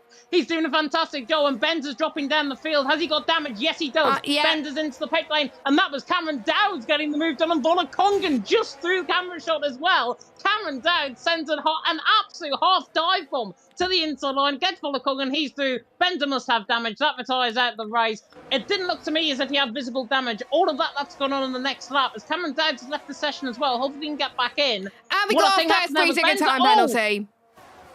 And Urpek is actually side by side. Oh, and Urpek's disappearing on my end. What is going on here? Urpek's disappearing on my end. He's all good for me. To the inside line. Urpek running out wide, coming through turn number 2. Corey's retired from the race as well. Not sure if there's anything going on, but Urpek side by side with Kazizel on my end. Not sure if you're seeing anything different, Jess, but Urpek is now in 3rd. Urpek's 3rd for me. So good. You're all good. we're on the same key. That's good. Yeah, because I was a bit worried that we weren't going to be on the same key in qualifying after seeing the blank name in qualifying. But at least we don't get to see that now. But Cameron Dowds has luckily joined the session, but he's dropped down into 11th place. So chance of him getting points are probably next to none at the moment. But you never know, anything can happen. Ryan and Tom, by the way, have gone for a set of soft tyres. And if there's a safety car, that can come in relatively in good nick currently as well. So Wiener out there on top, Cazillo in second. I wonder if Urpek had a bit of connection issues as well, which caused him to lose a few positions because of that. Because we got a McLaren 1-2 currently, or maybe you're just struggling a little bit there. You never know. Let us know your thoughts in the chat. Who do you think is going to win this one? It's more Borat, another driver to come out of nowhere. He's trying to get past now. Riderdow on the exit, turn 3, downhill towards turn number 4. Riderdow gets the cut back as well. This is the actual we want to see right now. Oh, contact. Both of them made contact. That's not how you do an overtake there in PSGL. That was very disappointing, unfortunately, but that allows Keke, of all people, to move up into P7. A lot of people were saying Keke will cook. Well, he is cooking in P7. And I'm just going to throw it out there now. Watch out for the man in P11. OP Stefano is now getting onto the back of all of this that is happening ahead. He is only, off Wiener, 10.3 seconds off the back of Wiener. Once he's on those fresher tyres, he has got absolutely pace to burn. He's going to be burning all of that. Oh, and there's a spinner in the back, and that's Riderdown on the wall. That might be a VSC. It is a VSC. Riderdown spins, coming out of turn 10 at the Red Bull Mobile curve. That is Stefano saving grace, quite literally, I think, in terms of him. Riderdown has to do an extra lap. He is pretty much done, I think, for tonight. This race is unravelled completely in the wrong way. Wiener, though, leading the way. Kazizel second. Urpek there in 3rd. Jeroen there in 4th. This race, as I say, has fallen to pot slightly, but let's hope the drivers can behave themselves. Let's hope they can get back on the straight and narrow, and let's hope we can get some really good action towards the end of the race as well. But this is a VSC, not a full safety car. As we now get that VSC back underway, Wiener leads Kazizel second, Urpek there in 3rd, and Riderdahl is on the back of Stefano down towards 7th, but obviously with that damage, he's not going to get the job done. Yeah, unfortunately, the damage he's got. He's going to be fast on the straights, Riderdown, but on the corners, he's going to struggle a little bit there as well. So he's probably going to go into the pit lane. But we've got pretty much 6 laps to go of this Austrian Grand Prix. We hope you've all enjoyed it so far. Let's hope these drivers can keep it cleaner currently as well. It's Wiener that could potentially get his first win in PSGL because it's all hasn't won since last season in Qatar with his last race win. Looks like he could get another one, but you never know. He's got to play it really, really cautiously at times and think about this strategy. When was the last time we saw McLaren dominating in Austria? I think it was around about the 90... Was it 98? Or was it... It was around 98 as well when they were doing this. And I thought I saw rain on the horizon, but we are not expecting any rain here at PSGL as Urpek struggling a little bit for grip, it looks like. I think that was connection again. It was. I thought he was going to hit the back of Kazizel, and then his connection just kicked back in just slightly. But Urpek's connection is all over the place. It's literally me having a heart attack right now in the commentary box. We know they're leading the way.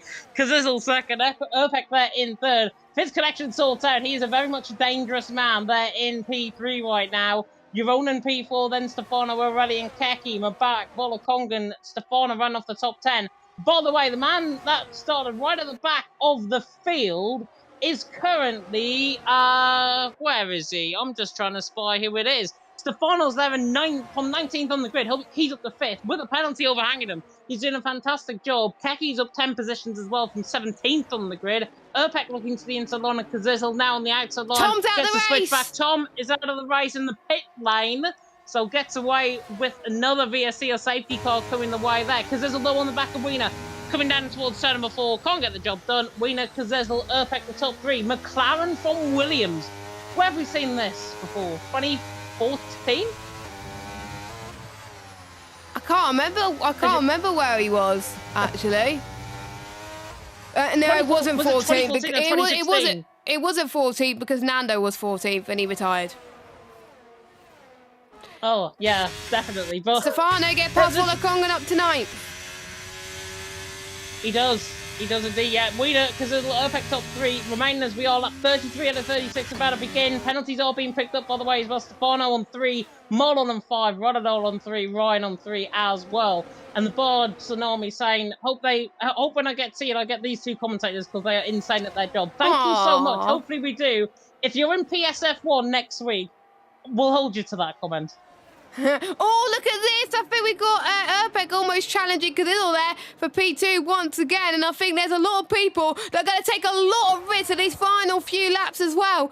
We saw some potential issues in PCF2 last week. Let's hope we don't see the same again. But 3 or 4 more laps to decide the winner of this race. This race could get down to the wire here right now, and this is going to be very, very exciting as well. And it's going to be Wiener in first because he's all second, Urpek in third. And if these guys at the front keep squabbling, who knows? We could see the likes of Stefano, Aurelian and Keke get up there as well. Literally, it's a realistic chance for anyone in that DRS train to win this race. Stefano has got that penalty, he said that's not going to help him in the slightest currently. Dirk saying he won't get to podium at least. Well, it is looking likely at the moment. He is saving a bit of battery currently, but you never know with this DRS train because it all could launch the attack of Wiener this lap. He's going to go to. He's not even using his battery currently as he makes his way towards turn number 3. He goes to the right-hand apex through 3, but he doesn't go for it right now. He's going to want to get the DRS. Now he's going to use his overtake to fruition, and he's probably going to stop using it now. Is he going to go for a dive bombing towards turn number 4? Nope, he's playing it safe. There's a few drivers that are definitely playing it safe. And Liam saying in the chat, and I'm going to throw this question to you, James, because it's an interesting question. Could we see a plunger? Because these drivers have been on these tyres for 20 laps, this top 8. Yeah, 20 laps, 21 laps is pretty much around 70-75% range. So it could be possible. There could be 1 or 2, but I think drivers have managed it very well. With the VSC break that we had a couple of laps ago, I think they're going to get to the end of the race just fine. Wiener, though, leading the way. Coming now through the final corner. Is this the bid for glory for the homeboy hero as he now goes 5 tenths clear coming across the line? Kazizel is threatening him on the back up towards turn 1 at the louder curve. Urpek is right there. Jeroen right there. F7L Stefano right there. The rallying right there as well. Looks like it could be 6 or 7 for the lead here as Urpek's now on the back of Kazizel. Kazizel getting the block on Wiener, and Urpek not happy with that. Oh, and he goes inside of Jeroen. Not sure if there's a connection issue here, and Urpek's forced out wide completely. Rowe now in third, Stefano in fourth, Urpek there in fifth. That's more to do with his connection than actual physical contact. Yeah. And running in there, now on the back of him, running down the straight, the Red Bull and the Oh, Williams are side by side, and the Alfa Romeo Stefano hits the back of Yerone, I think that was. I'm not sure if there was a little bit of contact in that. It looked like it to me. Stefano, though, was round Yerone there, leaving him short of room. Was that just too deep on the brakes there for Stefano? I think it might have been. But It was Wiener already leading the not way. Yerone. Kazuzel in second. But Wiener has a huge, huge mistake coming out of the Verth curve at turn 7 and 8. Now into the Verth curve at turn 9. Wiener leads, Kazuzel second, you roll in for P3. Take it away, Jess. Final lap of the race. Grab your popcorn, ladies and gentlemen. This is going to be a great last lap of the century here in PSGL PSF1. Who's going to win this one? We'll have to wait and see. And looks like there's a little bit of lag going on. Hopefully it's not a bit of desync. That here comes Cadillo. He's going to go to the right-hand side, heading towards turn number 3. Could he take the lead of his teammate? Look at you! To the right-hand side. He was almost going to get both of them, but he couldn't quite do it at this moment in a time. But lap 36 and 36, Cadillo still remains on the top. Yerone to the right-hand side of Wiener. Can he make the move done? Yes, he can. Urpek is having huge connection issues, by the way, which is causing a bit of trouble. And what a move from Urpek. Oh, how did he come from, like, 5th to 2nd? This is probably lobby issues, but if it's not lobby issues, then what a great move that we are seeing currently right now. I'm sure someone who's Jeff can confirm if these are the right position. Because there's a puncture. See, no, he hasn't. He's weaving. He's weaving. It's fine. I thought he had a puncture. He's coming to the final corner, giving me a heart attack. Kazizel, though, Jess, comes to the line, wins in Austria. Kazizel wins. Urpek second, and we got the 2 Red Bulls third and fourth, and Keke is in 5th spot, and Stefano in 6th. But Wiener had a bit of an off. He was on for the race victory, and he's dropped down into 10th spot. A shame for him, but excellent job. His first win since Qatar last season.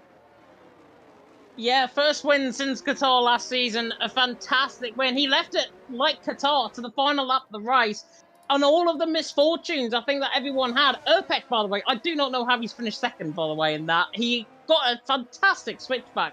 Coming out of turn number 4, I'm sure the POV issue will suffice. I'm sure we'll upload that later on Twitter. I watched that from his POV, and it looked absolutely brilliant. It was almost the heist of the century from Urpek, but it didn't quite pay off. Kazizel, though, takes the win. Keke is awarded Driver of the Day, awarded by the in-game fans. What a race that was in Austria. Yes, it might have not been clean, but it's PSF1 at the end of the day. We don't expect it to be clean 100% of the time. But a fantastic race in Austria, probably one of the better races of the season as well. But Kazizel, his first win since Qatar last season, takes the race win. Hop, skips, jumps to the top step of the podium. He takes the race win, and that is actually very good news, Jess, for McLaren in terms of their constructors fight. Yeah, because they can climb their way up in the fight, because they weren't doing well before tonight as well. But I think there's certain teams that haven't done very well, so that is great news for the Woking outfit. By the way, Keke from 17th to 5th. Who said you can't overtake in Austria? Well, Keke has proved that you can. But let's have a look and run through your order then. We got Kazizel out on top, who wins. Urpek in P2. Yerone in 3rd, and we've got Aurelio and Keke, Stefano, Mubarak, Stefano, Fuller Congdon, and Wiener gets a point. Could have been so much more, but unfortunately that spin costed him there. Then we've got Francesco, Marlon, Cameron Dowles, Ryder out, Ryan, and Tom, I think, still gets classified. I might be wrong. No, he doesn't. So our DNFers are Tom, Corey, Bender, Markados, and Nando. So 5 DNFers. And the championship has shaken up a little bit. Now, I do believe now Urpek has taken the lead of the Drivers' Championship. Yeah, he has Max van der Geest. He's in F2. Max Grohl's partner there, of course, moving to PCF2. He was, 3 points clear, I think, over Urpek coming in tonight. Urpek now taking that P3. Yeah, definitely, I think, getting that race result. But fantastic race in the end. Yerone is going to be joining us certainly for an interview. I know Kazizel will join us for an interview. He cannot turn us down, does Kazizzle. Never does. I hope he now puts one. Yeah, there we go. He's saying he'll do one. So hopefully we will get Kazizzle and Yaron in. Urpek said no. I think he's very frustrated potentially by the driving standards from that race as well. And I don't blame him, to be honest. I mean, it was a bit topsy-turvy in the second half of that race. First half of the race was absolutely impeccable. Everyone drove fantastically well. We should take that on face value. And of course, Jess, we go into next week at the Temple of Speed in Monza. Gonna be an interesting race once again. And how on earth are the drivers gonna cope with the Temple of Speed? I don't know. You don't know. Everyone tuning in doesn't know. You'll have to tune in next week. You have to tune in next week and find out, I guess, 8 p.m. UK time. And we know turn number 1 can cause a bit of chaos, but we have seen some great races at PSGL before, so who knows? We will obviously have to wait and see. But yeah, Urpek being a bit deflated after that one. He felt like the win could have been theirs, but Khalil doing well. OP Stefano doing very well in 6th position after starting 13th. Him being on those fresh mediums, we thought it wasn't a good strategy, but he was able to climb his way through the field and catch up to the chain really quickly, which was probably why he was able to get because of the squabbling drivers pretty much as well. But are we ready for interviews yet? Yes or no? We are. Both of them are in the waiting room. Okie dokie. I will get the interview screen up. There we go. It is up. So feel free to drag them, and over to you, James. Right, there we go. Well, let's bring them in. Hopefully this all works. Hopefully they can both hear us as well. Well then, guys, fantastic race out on track. We'll speak to, of course, to the race winner in Chizu Kazizzle, his first win since Qatar last season. And Kazizzle, you had to fight for that one. That was a very tough race out on track. First of all, can you hear us? And second of all, what do you make of the race? Yeah, I can hear. The race, I mean, I was expecting, some sort of tactics going into Austria because especially DRS so powerful around here. It was at times very close because obviously the leaders are fighting, which is obviously fair enough. But there are times where I was very close to losing my front wing because obviously people having to dart from left to right in the braking zone. It's a bit dangerous and a bit scary to be behind, but we ended up getting through the first stint without damage. And from there, it was just try and save ERS, try and keep the engine cool as well, which was a real issue around here, especially being P4 or 5. So you're constantly trying to get out of the slipstream to try and cool your engine down. And yeah, I just started chilling, and then I think the guys ahead just started finding a bit too hard, a bit too early. And I just managed to capitalize, and I'm not going to lie, don't really know how I got to P2, but at some point I just knew I was P2, and I was just like, I just got to hold it. I knew that whoever was second was most likely going to win, so I just tried to hold off everyone as much as possible, which was probably the hardest bit of the race, to be honest, because I can't push 100%, because if I push 100%, I'll lead. So it's all about mind games, basically, trying to make sure you're not too fast but not too slow. And then obviously last lap, I mean, I just had to go for it, to be fair. I think there was cat and mouse going into T3 for DRS, obviously. And then, yeah, I was like, I'm not going to give him all the space in the world, so he will argue that I squeezed him. I mean, I did. I'm not just going to let him go all the way around the outside and just get a good exit. But yeah, I think it was clean. I squeezed him on the curb a little bit, and I got a good exit. And from there, I just got my head down and came across in first. So that's great. Yeah, it was a fantastic performance, I've got to say, from your perspective. Of course, you're a karter, I think, in real life as well, a 9-time karting champion, if I'm not mistaken, off the top of my head. Yeah. Did any of that experience from real life come into play in the final stage of that race? To be fair, like I started karting, I was quite late to karting, I was about 11, and I stopped when I was about 16. I've got back into it recently, but all the moves you learn in karting can be transferred over to F1. Obviously, you're driving a bit faster, but for the most part, a lot of the moves you're doing and the confidence, I think a lot of it is confidence when you're going for moves, Do you feel confident in your ability to get on the brakes really late?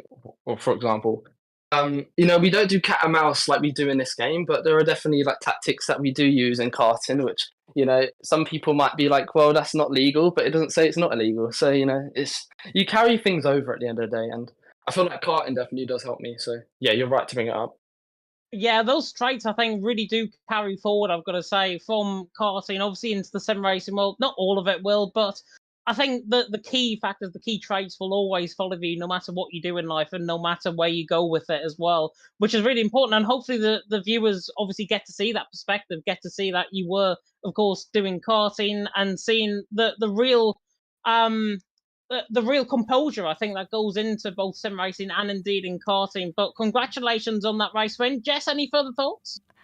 Nothing from nothing from me at the moment. And so Zami's asked a question, but I think we already asked that one. If you were actually no, I'll say that question. Were you expecting to win after qualifying P4 and then you got P2 on the final lap? Were you expecting to win after that? Well, to be honest, qualifying was a bit of, my banker, if I completed it, would have put me P2 on track at the end of the quali. And Yeah, we I did knew point that hence that, out. I made, I'd done a 0.0 second sector split, which was like, I think that was the quickest of the day. So it was very quick. But talking about composure, the composure was not there at the time, and I went a bit wide.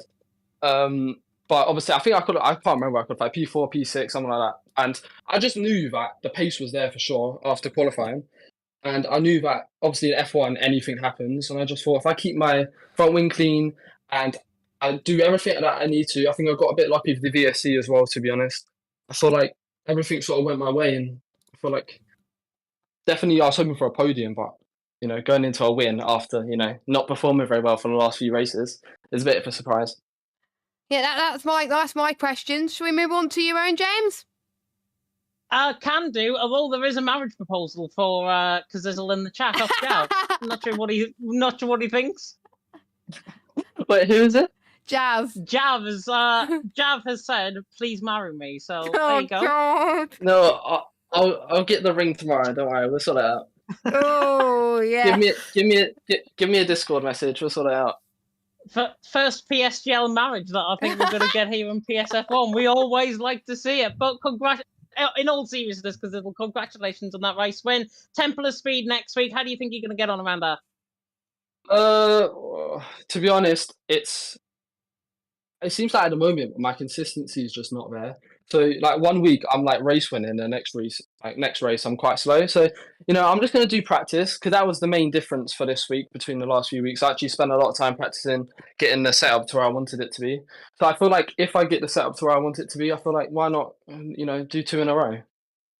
Yeah, 2 in a row potentially going to be perceivable, I think, at the Temple of Speed. Congratulations, as I say, on that race win. Go and enjoy your evening.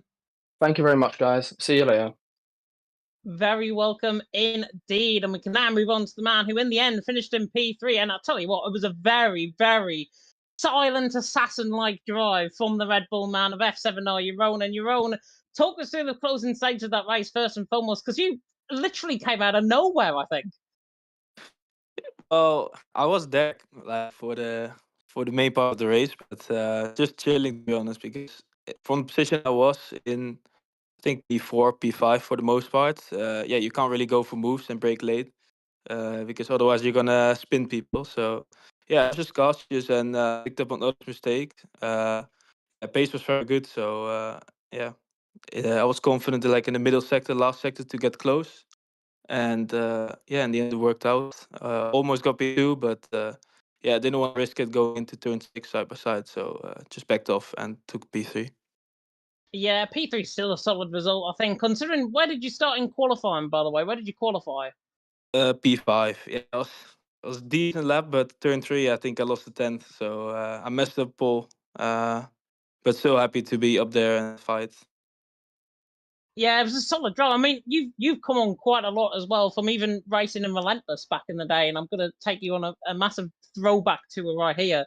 From Relentless, obviously, you've grown so much, I think, as a driver. How has that helped you to obviously pick up the podium here in P3, but also be in PSF1, because you have really fought hard, I think, in PSGL to get here?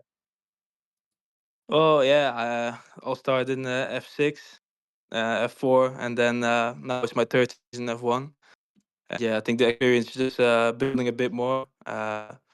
And I'm also just getting faster, which is the most important part. Just work hard. Work hard, practice hard, and sweat time trial, I think, is the answer to everything. In terms no time trial. No time trial. I hate it. No time trial? Oh, you're a bit like me then. On free mode. Yeah. Just online lobbies, to be fair. I really hate time trial. I don't blame you. Do not. Do not blame me at all. Yet, see, there's two of us in the chat. At least I hate time trial, which is good. Jess, though, I'm coming across to you. Any questions? Yes, Monza, heading into Monza next week, a very difficult track in terms of obviously turn one, but it's about another high-speed track like Austria. What are your aims for this one? The same as this week, I guess?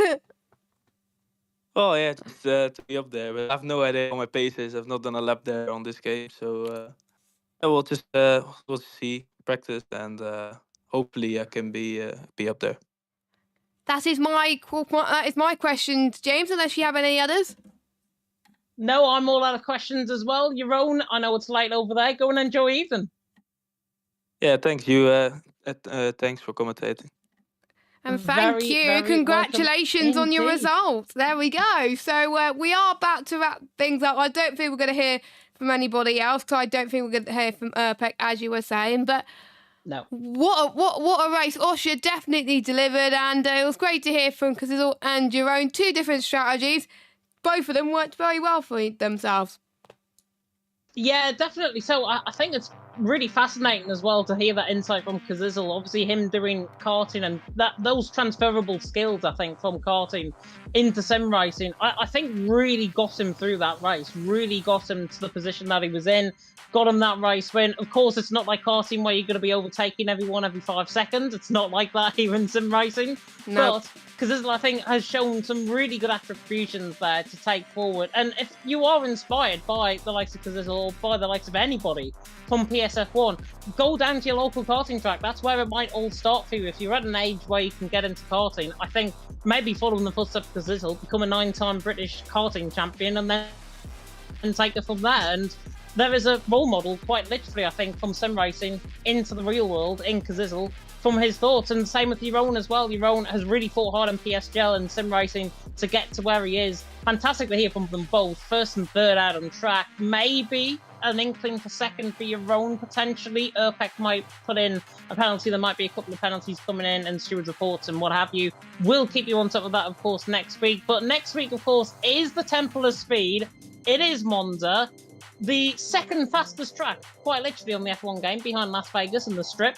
How do we expect, Jess, and Jeddah, can't forget about my lovely fish-shaped track, but Jess, how are we going to see the drivers cope with the Temple of Speed? Because I found around there in my race, curbs are quite deadly. Yes. The tyres go off quite hard as well, especially on a set of softs and mediums, so drivers are going to have to be smart, I think, next week. I think if they were feeling smart with their strategies this week around Austria, I think they have to be even smarter with their strategies this week in the Temple of Speed. And I have to agree with you. Tyre degradation is just so high. You lose so much optimum pace very, very quickly. So it's going to be down to driver skill, really, and strategy in order to make sure who wins this one. And we could see the undercut play into perspective here as well. I won't be surprised if we see some more safety cars this week, but hopefully not as many Stewart reports from what we saw in Las Vegas last week. But yes, we have been commentating on Austria, but we still got some more races coming up this week. That is the end of PSF1. We got Monza on Thursday with PCF2 to F5. Of course, we've got the E-Series on Wednesday at 7 p.m. I can't remember what track it is on the top of my head, so don't ask me. But what we do know is Nathan Richards and Joshua Birch will be taking you through that one. Then we got the PC side on Thursday, and then we got us, of course, James, on Monday at 8 p.m. UK time as we take you through Monza. One final plug for our sponsor, GT Mega. We got these comfy chairs that we're sitting on right now, which has done greatness for my back. 5% off all GT Mega products by using the code PSGL at checkout, or you can click the link in the description. Make sure you like us on this video. Also follow us on our socials at PremierSimGL on Twitter, Instagram, and now TikTok. And make sure you follow us on socials as well. But we're going to go and enjoy the rest of our evenings. Hope you enjoy the rest of your evenings as well. We'll see you next week, same time, same place, for the Italian Grand Prix. I almost said Monza Grand Prix, but it's Italian Grand Prix. Have a good evening. We will see you soon. Until then, take care. Bye-bye.